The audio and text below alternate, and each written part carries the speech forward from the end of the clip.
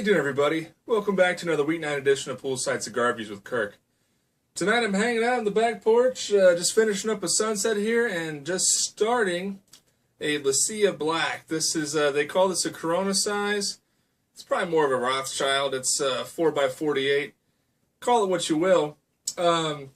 This was bombed to me by Brandon Luna with the Calypso Cigar Review podcast. Check them out. I've plugged them on this channel before. If you haven't listened to their podcast, it's a great one. They actually did, they did over an hour with Sam Leccia. It was a very cool show. So if you want to know about the Leccia Black or the Leccia White, listen to that, because that gives you the whole scoop. You know, they bring all that good stuff at you. And last week, I came home from work to find a package in the mail from Brandon, and he dropped me all kinds of cool stuff. I got the Leccia. I got a few cigars that are pretty hard to get in the United States, if you know what I mean, and I'm really looking forward to trying those out. But just all kinds of good stuff in there. So thanks a lot, Brandon. I really do appreciate Randy as well. Randy Rankin is the other co-host on the Calypso Cigar Review podcast. Randy threw some cigars in there for me as well. Looking forward to it, and there's going to be some stuff in there that will get reviewed. So, yeah, keep your eyes open. But tonight, I'm smoking the Leccia Black because I just recently smoked my first cigar that had fire-cured tobacco. And this has also got dark fired tobacco in it. And you can really smell it on the foot, you know, pre-light. And, you know, the other cigar that I had was the American Puro. That has Kentucky fire-cured tobacco in it. And when I smoked the American Puro, I thought it would pair well with like a lager or like a sweet tea. And now Sam Leccia, when they were talking about this Leccia Black, because this has dark fired tobacco in it, recommended that this would pair nicely with a peaty scotch. And I'll listen to a blender, man. Initially, you know, when I had the American Puro, I didn't think it would go all that well with a peaty scotch because, you know, smoke on smoke, you know, that was, to me, was a very much a hickory smoke type flavor cigar. And it's that hickory smoke and peat, I thought they just might clash a little bit. But now, smoking this cigar, which has a pretty strong smoky smell pre-light, it really is, I wouldn't say it's hidden, it's in there, but that dark fire tobacco, man, that's really in the background. It's there a little bit, but the cigar, to me, is a little leathery. It's really well balanced. This is a cigar that, for me, is a little bit hard to pin down some of the flavors. I mean, it's got some wood, it's got some leather, it's not real spicy.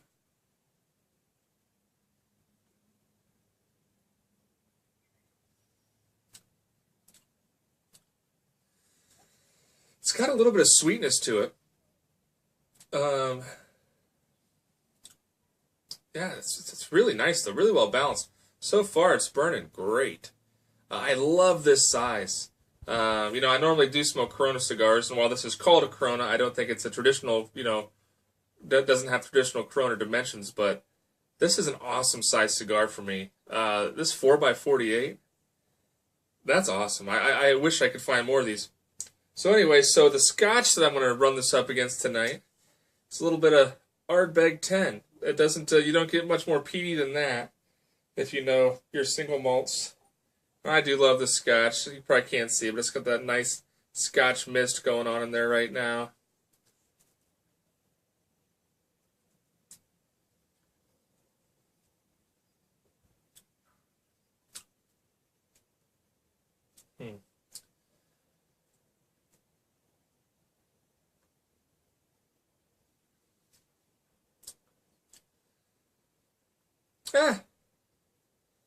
You know, I'll always listen to a blender, and I'll come back. I want to finish this dram and smoke this cigar down a little bit before I make my final judgment. But so far, I don't know. I don't know if I'm digging it, but you know, I always trust a blender, and I'll always take a blender's advice. But yeah, we'll see. So I'm going to go ahead and do this in segments here, and I'll be back and let you know how this pairing develops. But this cigar by itself, it's really nice. I mean, I'm only half an inch in, but so far, I'm really liking the Leccia Black. The construction's great.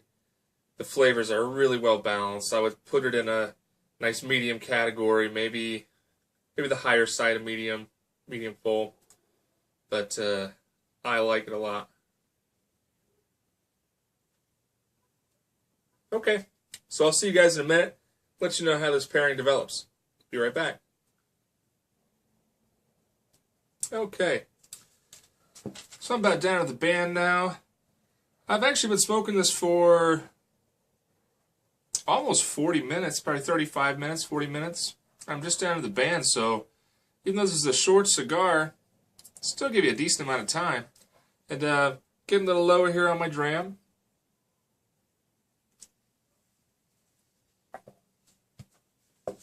And the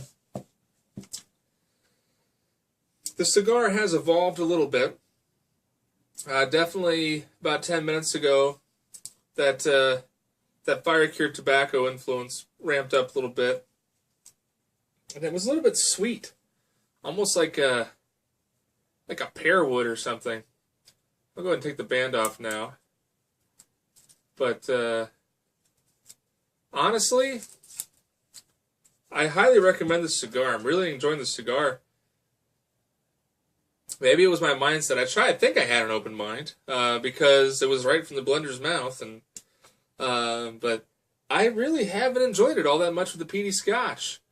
This definitely doesn't have the barbecue smoke type flavors that the American Puro had,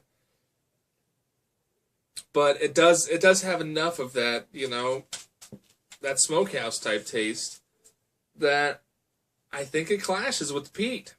I mean, it stands up, I suppose, but I don't know. I mean, maybe this scotch was too peaty. Maybe I should have gone for a more like a Kalila, something more gentle, or even like a Highland Scotch with some peat in it. But it's not bad. I mean, when you have a good cigar, I've said this before. When you have a good cigar and a good drink, they generally go together. This just, I would say, isn't my favorite pairing. I don't think it's an ideal pairing. I don't know what I would pair with this. I would probably say more of a bourbon. I think something sweeter, like a bourbon or a Speyside Scotch, I think would pair well with this. Because sometimes I think that juxtaposition of flavors can really bring stuff out. I think if you get two things that are similar, sometimes they do tend to clash. But not obviously not bad. And this is a good cigar. So I've seen him around a lot on the internet. He's getting some good press. So support Sam Leccia and try to find a black, or if you want something a little bit lighter, try the white. I haven't had the white, so I can't attest to that one. But if it's as good as the black, then I'd say go for it. I definitely love this Vitola. So thanks again to Brandon Luna for sending this out to me. Really appreciate it, man. That was awesome.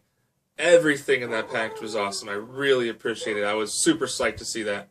And yeah, coming up soon, I'll give some of these cigars a few weeks rest because they're pretty special. I've never had Cuban cigars before, so I want to make sure that they are in the ideal condition. And I also want to give a special shout out to Matt at Stogie Friends. He sent me last week an aged Opus X, the Perfection number 5 from 2004. So it's a 10-year-old Opus. So that was awesome, Matt. You're the man as well. Thank you so much. That was super generous, man. So I'll finally get to try an aged Opus.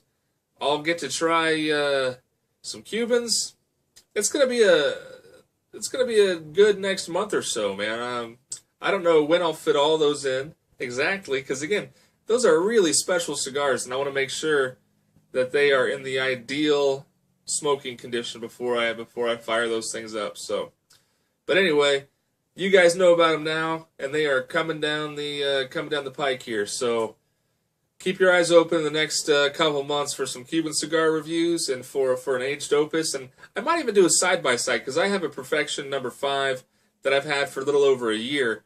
I really want to see the difference between a relatively young opus and a relatively old opus. So, very cool. But anyway, I thought this was a neat experience since this was recommended by the blender himself, Sam Leccia. Again, maybe Ardbeg was just a little too much. You know, I generally don't pair cigars with Ardbeg because it is such an assertive flavor. It's very, very bold. Ardbeg is usually a late at night by itself kind of thing, or I don't know, maybe next time I go camping I'll bring some Ardbeg because I think it would go well, you know, when it's kind of cooler at night by the fire kind of thing. So anyway, guys, thanks a lot for stopping by and hanging out. Always appreciate it. Click the like button, click the subscribe button, leave me a comment. If you've had Leccia Black, let me know what you think. If you have any pairing recommendations, I'd love to hear them. But awesome, guys. Thanks for stopping by this evening. As always, I'll leave you with my recommendation. Keep your feet in the pool, a drink in your hand, and a cigar in your mouth. Have a good one, guys.